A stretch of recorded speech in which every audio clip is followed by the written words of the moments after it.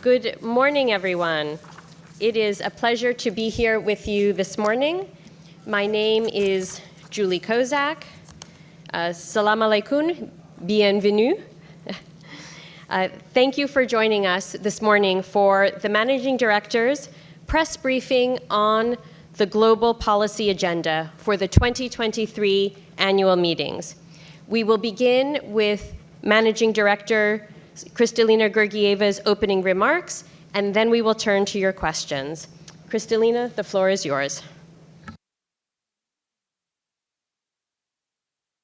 Thank you very much for being here. Salam alaikum. My great pleasure to welcome the media to our annual meetings here in Marrakesh. And on behalf of the staff of the IMF, of all of us, I want to thank the Kingdom of Morocco for generously and warmly hosting our annual meetings while still healing from the terrible earthquake on September 8th. We share the pain of those who have been affected. We admire the swift response of the Moroccan authorities and the show of solidarity of the Moroccan people. I saw a glimpse of it when I visited kids in newly assembled temporary classrooms. Their smiling faces are a testament of Morocco's bright future. Unfortunately, far too many countries and communities are affected by natural disasters and worse, by wars in Ukraine and now in the Middle East that cause tragic loss of civilian lives and tremendous suffering. We mourn the victims. We pray for peace. We are experiencing severe shocks that are now becoming the new normal for a world that is weakened by weak growth and economic fragmentation. As you have seen in our latest World Economic Outlook, we project global growth in positive territory, but only at 3% this year and 2.9% next year. We expect growth to remain low over the medium term. And we are faced with deepening divergence in economic fortunes. Successive shocks since 2020 have pushed global output down by $3.6 trillion as of this year. This loss is unevenly distributed.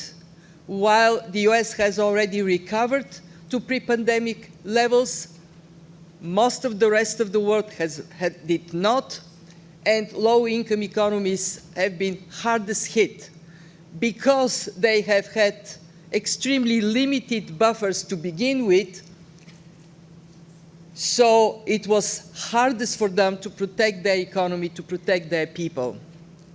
Inflation is down, but still above target in many countries, so interest rates will have to remain higher for longer, throwing more cold water on already anemic growth.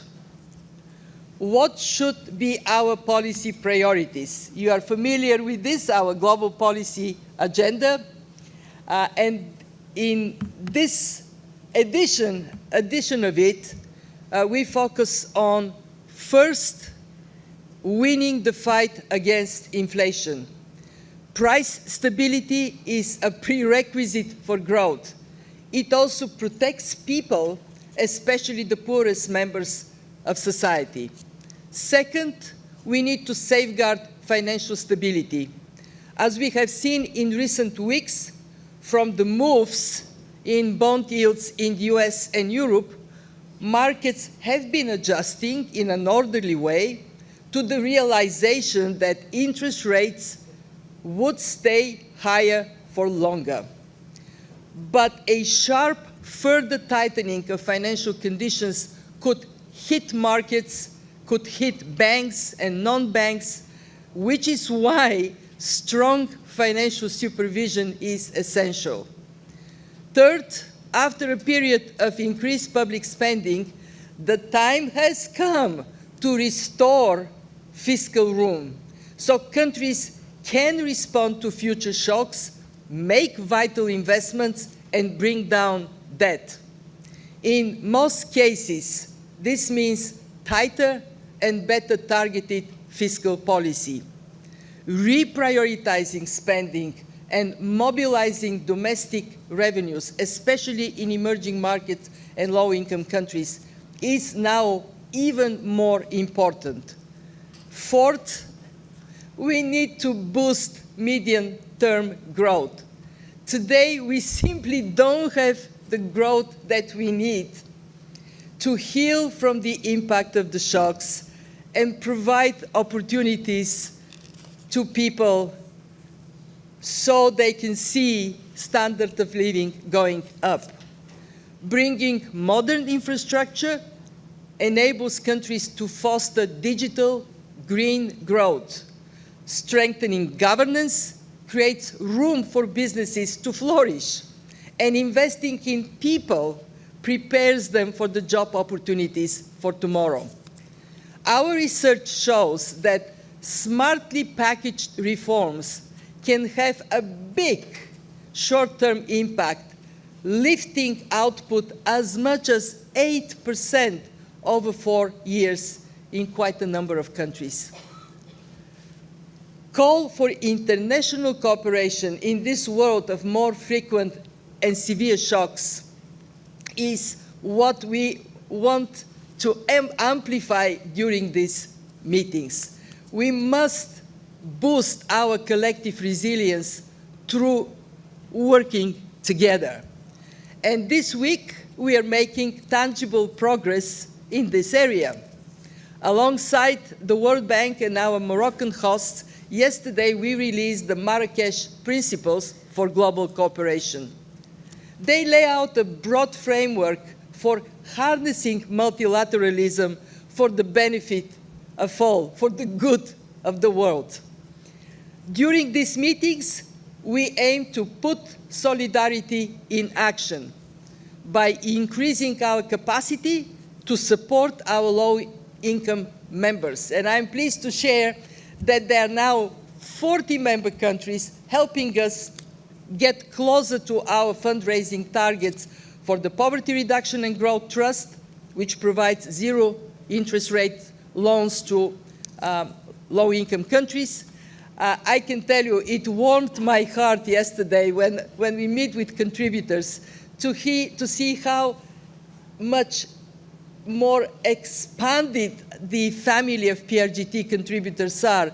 Big countries, small countries, rich countries, poorer countries, coming together for the benefit of the most vulnerable in our global family. We also will secure the full amount of the $40 billion that have already been pledged by donors to our new Resilience and Sustainability Trust, which offers financing to help vulnerable low and middle-income countries cope with the existential threat of climate change, and some encouraging signs that we will exceed the $40 billion. Next, by advancing the discussions on the increase of IMF's permanent quota resources with the goal to reach an agreement by the end of this year. For many of you, you know it is vital to make progress on debt through the G20 Common Framework and the Global Sovereign Debt Roundtable, which we'll meet later today. Consensus is growing around difficult issues such as cut-off dates, comparability of treatment between official and private creditors, as well as how we handle the process of debt restructuring in a timelier manner. We believe it is important also at these meetings to demonstrate we are capable to expand the voice of emerging markets and developing countries at the fund. There is a lot to do to achieve it. During these meetings, first time in 50 years taking place in Africa, I am very hopeful that our members will agree to a third African chair at our executive board, from 2 to 3, more voice to Africa. I want to conclude with Morocco's national football team, the Atlas Lions. They made history last year when they became the first African and Arab team to reach the semi-finals of the World Cup. Their recipe for success: the understanding no single player can win the game alone, but together they can take on the football giants. May this be our destiny, to move forward together through thick and thin. Shukran.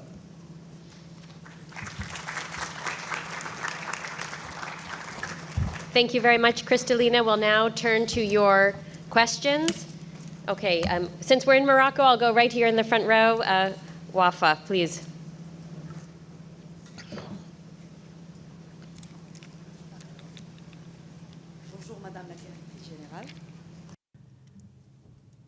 Good morning, Managing Director. Good morning. Wafa Bendourou. I'm a financial reporter for Enoula, the first Moroccan channel. My question is the following.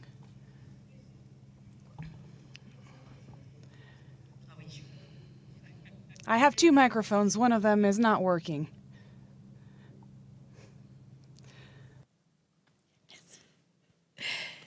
Bonjour, Madame. Good morning, Managing Director. Wafa from the first channel of Morocco. Salam alaikum, as you said yourself. The world today is faced with several crises, political crises in many areas of the world, and this will have an impact on an already fragile global economy weakened by the pandemic. Today, what are the measures that you count on taking to help emerging economies like Morocco? First, congratulations to Morocco for having consistently and firmly pursued a course of reform over the last decades. Since the 90s, as a result of these reforms, income per capita in real terms in Morocco nearly doubled. People are twice better off than they were. And we see the Moroccan economy being very dynamic, diversified, oriented toward the future, green energy, the ability to lift up productivity in agriculture, and very important, investing in Moroccans' people. So you're asking me what can be done in this more difficult global environment. Well, first, countries building strong fundamentals. It is like here in Morocco, the houses that were built on sound foundation, they were not affected by the earthquake. And this is why at the IMF we so strongly recommend pursuing structural reforms to increase that resilience, building strong institutions so prevention and response to shocks can be effective. Second, we recognize that the world is changing very rapidly and that demands from policymakers to be agile and adaptable. No more we can set up strategy and plan for years and years in the future. We have to have vision where we want to go, but then be adaptable in the way we get there. And again, Morocco is a very good example of doing that. 3, we have to stand firm against the forces that divide us. In a more shock-prone world, we need each other even more. Don't fall for the temptation to point fingers. Oh, it's somebody else's fault. Go with holding hands. When we are here, this is what we want to do. Bring the membership together, despite all the tensions, despite all the complexities. We can make progress on economic policy, and we can demonstrate that solidarity that you demonstrated here in Morocco after the earthquake. It is a value for the world community. Very good, thank you. Let's go this side. A gentleman in the blue blazer.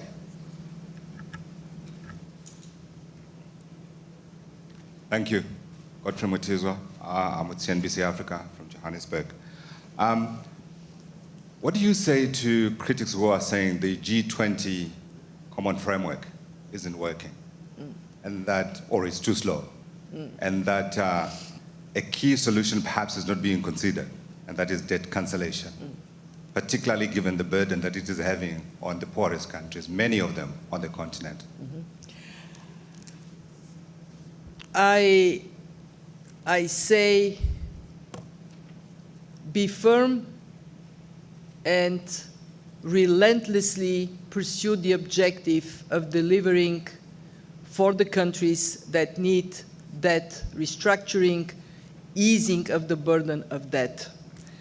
I agree with you, the common framework has been slow to deliver to countries that turn to it for support.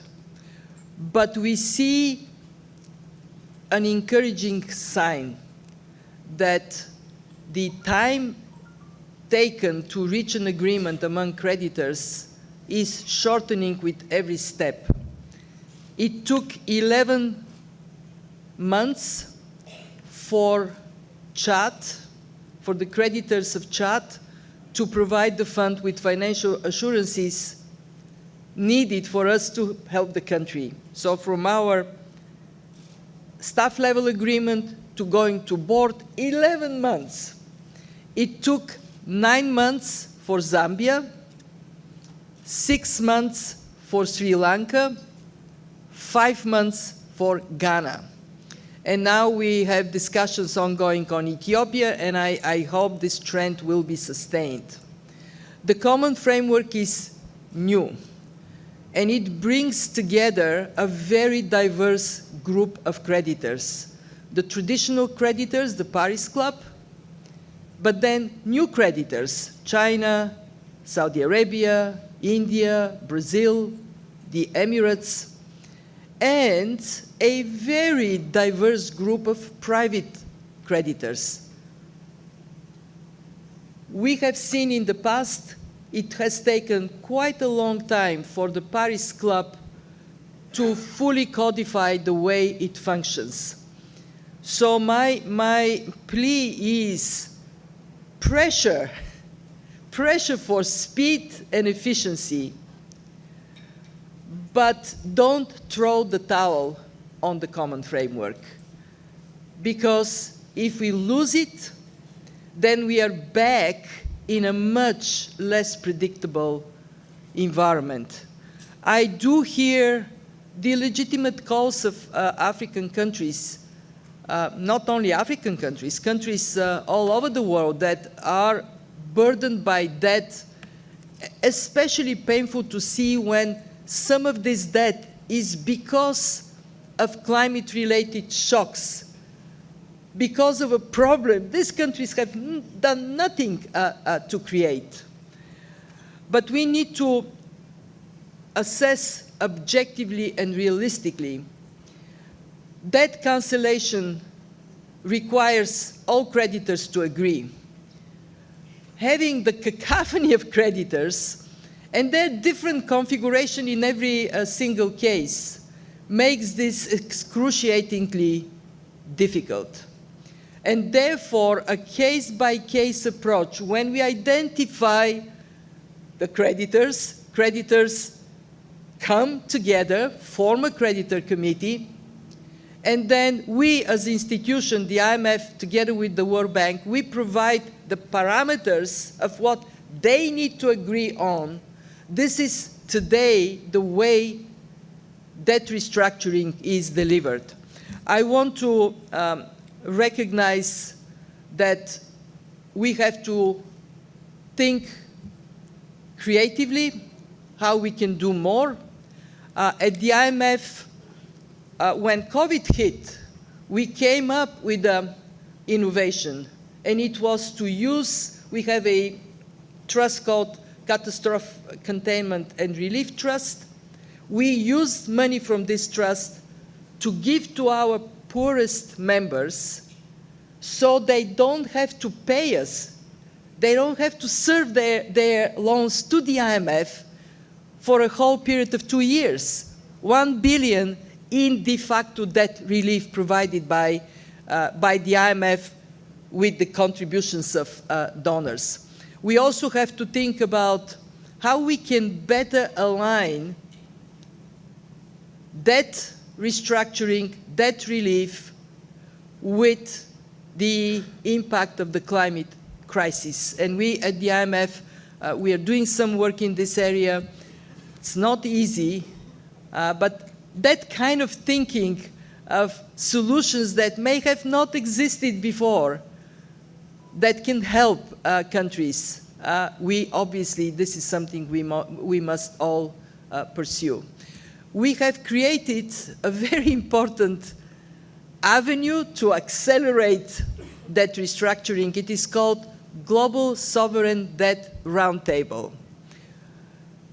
Hugely important because for the first time, since the debt landscape has changed, the creditor landscape has changed dramatically, we have the traditional creditors, Paris Club, the new creditors, China, Saudi Arabia, Brazil, India, the private sector creditors represented at the round table, and very important, representatives of the debtor countries. And as I said in my opening, we are making good progress in coming up with clarity what are the divisive issues, how we can overcome them, so there can be speedy progress. Very good. Thank you. We'll go to this side. I'll take the woman right in the front. White jacket, please. Women with white jackets united. Thank you very much for taking my question. Lubna Bouza, Sky News Arabia. My question to you, MD. What's the IMF's take on the war that broke between Palestine and Israel? What's the impact, potential impact, on the economies of the region and the broader energy prices and security? Thank you very much. What is our reaction to that? It's heartbreaking to see innocent civilians dying. An attack from one place on another, causing also reciprocity in response. Who pays the price? It is the innocent who pay the price. In terms of economic impact, we are very closely monitoring how the situation evolves, how it is affecting especially oil markets. It is too early to say. We have seen some up and down of oil prices. We have seen some reaction on markets. And as I said, we will be closely monitoring this. Very, very clearly, this is a new cloud on not the sunniest horizon for the world economy. New cloud darkening this horizon, of course, not needed. Pray for peace. Okay, thank you. Okay, we'll go to the center. The woman here in the pink scarf. Thank you. No, sorry. Yes, thank you. It's okay. Your turn will come. Buenos días. Good Candia Magazine from Colombia. I'm going to speak in English. Okay. Thank you. MD. Latin American and Caribbean's economy are very fragile to commodities crisis. We are still dealing, for example, with the consequences of Ukraine and Russian war, and also with the pandemic consequences. How can economies like this protect themselves from new shock? For example, what's happening now with Israel and Gaza, and how can governments improve their economy so they don't feel this shock so hard on them? Thank you. Let me start by recognizing that many countries in Latin America and the Caribbean have been very prudent over the last years in building sound macroeconomic and financial policies. We have seen quite a number of these countries acting early against inflation, and this is paying off because they could earlier move towards normalization of interest rates. When we look at the current situation and the future, there are three things countries can do. They're doing quite a lot of it. The first one is, in good times, build buffers. When commodity prices are up, don't squander the rainfall, save some of it. Well-functioning financial arrangements can be a strong protector. And also they can provide a pathway for longer-term investments in growth in these countries. Secondly, when faced with drop in commodity prices, adjust fiscal policy quickly. Target the most vulnerable, not everybody. Make sure that your money stretches the farthest it could. And thirdly, and this is common sense, diversify the economy. Decrease the dependency on commodity prices. Right now, countries are in a position to watch the anemic growth in the world economy that can translate into lower commodity prices. We are in a more shock-prone world, so there may be shocks that cause the opposite, swing up of prices.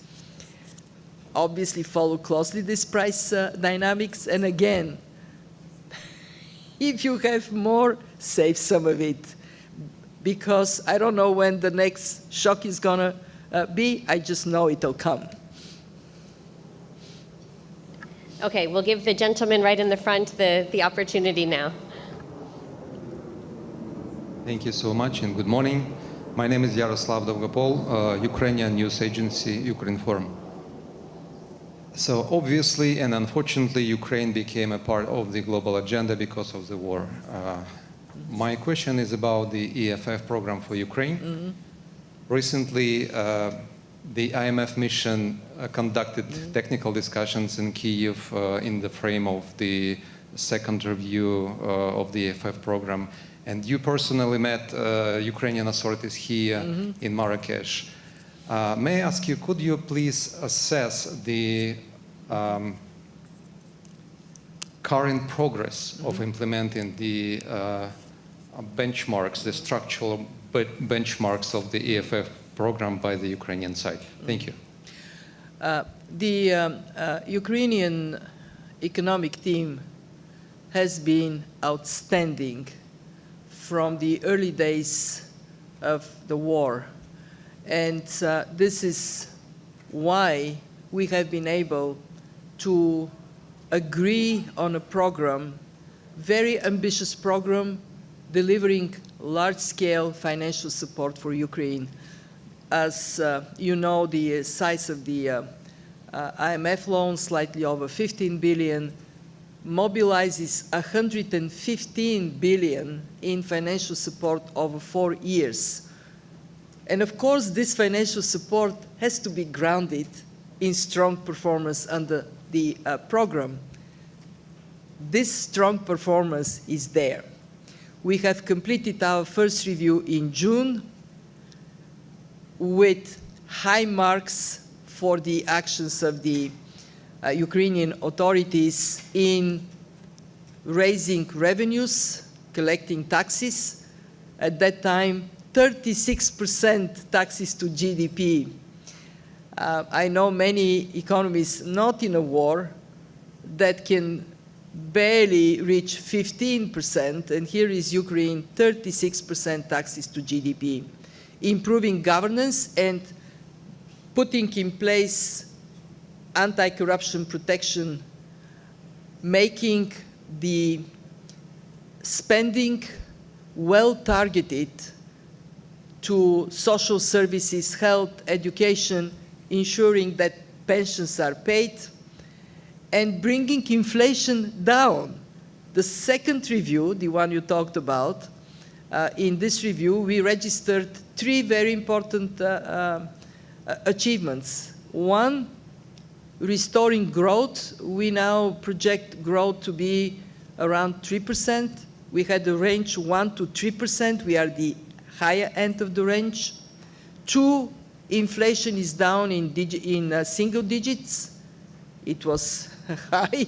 It dropped because of this prudent policy, dropped down. 3, reserves are solid. And because they're solid, the Central Bank of Ukraine is in a position to move towards a managed flexible exchange rate. From a position of strength, we have been very clear that we need demonstrable progress on watching the money. And in that sense, we now have a law on to restore asset declarations, and we are working with the Ukrainian authorities on all aspects of the program. We have reopened our office in Kyiv that allows us to have day-to-day engagement with Ukrainian authorities. I am very impressed by Minister Marchenko, by the central bank governor, by the whole economic team. And I can say the sincerity with which they approach their duties, the sense of obligation to the Ukrainian people, don't waste money, use it well, and the sense of responsibility to those who support Ukraine are admirable. Thank you very much. We'll go to this side of the room. Let's take the woman, first row, first seat. Yes, red earrings. Good morning, MD. I'm Niveen Kamel from Egypt. Can you update us on the status of the IMF program with Egypt and your engagement with the Egyptian authorities? Thank you.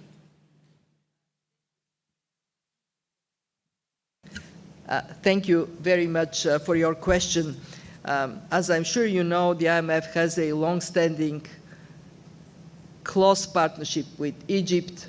When the pandemic hit, we provided exceptional support to Egypt, $8 billion, and then we followed with the $3 billion extended fund facility. Egypt has made good progress on a number of fronts. Fiscal policy, the implementation of privatization strategy, the engagement with our team on how to best conduct monetary policy in these very challenging times. Our discussions are very much focused on making sure that Egypt succeeds. We are currently in close engagement to define the dates for a mission so we can make that progress I'm talking about. My respect to the Egyptian authorities, the Ministry of Finance, the Central Bank. They're handling very difficult challenges, and they're doing that well. Very good. Let's go over here. Gentleman, second seat, GG Press. Thank you very much. My question is on poverty reduction and growth trust to deal with future shocks, as you mentioned. And you have encouraged the member states to boost or contribute the fund further. And could you get their pledge or resources further to manage the trust sustainably in the longer term yesterday? Thank you for this question. We came here with a dual objective to make sure we close the gap in subsidy resources currently in existence, and second, to think through how we can put long-term PRGT on sustainable footing. Yesterday, we made excellent progress towards the first goal, and we heard some very good suggestions from the membership on how to address the second one. I want to praise Japan.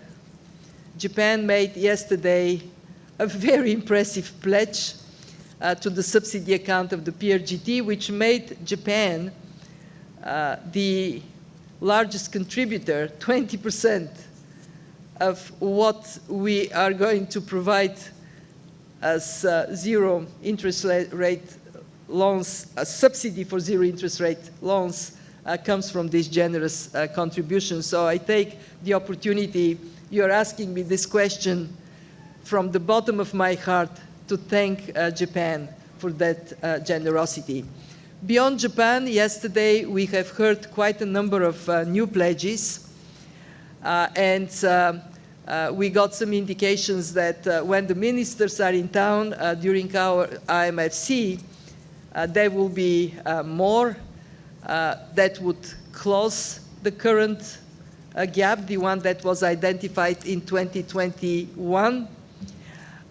More importantly to me is the recognition that in this time of more geopolitical tensions, we have significantly expanded the number of contributors. 1/3 of the contributors are emerging markets and developing economies. They provide quite a significant part of the new pledges. And beyond the money, that signal that on issues that are of crucial importance, we can unite and make decisions. That signal came yesterday, and it will be amplified on Saturday during the IMFC meeting. Okay, very good. We're coming to the end. So last question, middle, Andrea. Hi, thanks so much. You know, you've said it's a little early to say what the impact is of the war in Gaza, and but you've written and spoken about fragmentation in the global economy. Can you say a few words what you think about this latest shock and whether it will exacerbate that sense of fragmentation in the global economy, and whether the IMF and other institutions are doing a good enough job sort of anticipating those shocks? And you know, you kind of have a palette of risks when you create your WEO and outlook, but is this current new normal, does it require a different calibration of the way that you assess risks? Thanks so much. Yep. Thank you, Andrea. We have been increasing work we do in that anticipation, precautionary manner. We now run quite intensively internally at the fund scenarios. We have been for now some time having think of the unthinkable scenarios and what would that mean for the fund. And you're right, we do need to build more agility in terms of anticipating shocks and being quick to respond. The fund demonstrated with our response to COVID that this is an institution capable of speed and impact. The independent evaluation office of the fund has assessed our COVID response very positively, and it is a comprehensive response, assessing the nature of the crisis very quickly, coming up with debt relief for the poorest members, the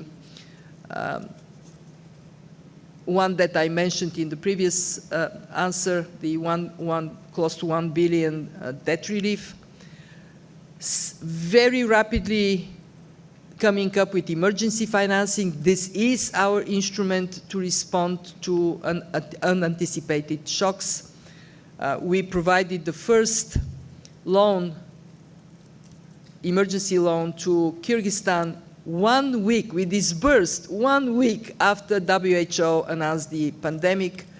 And very importantly, we have moved towards an injection of reserves and liquidity through the special drawing rights on unprecedented scale, $650 billion. But then we also exited emergency financing quickly and moved to policy loans that help countries not only respond to the shocks, but build stronger fundamentals. I'm describing this because, in a way, this is our playbook for sudden, massive shocks to the world economy. And the reason we are encouraging our membership to come up with an agreement on quota increase for the fund is because it is central for that capacity that we have more financial strength, more financial resources. Going to the first part of your question,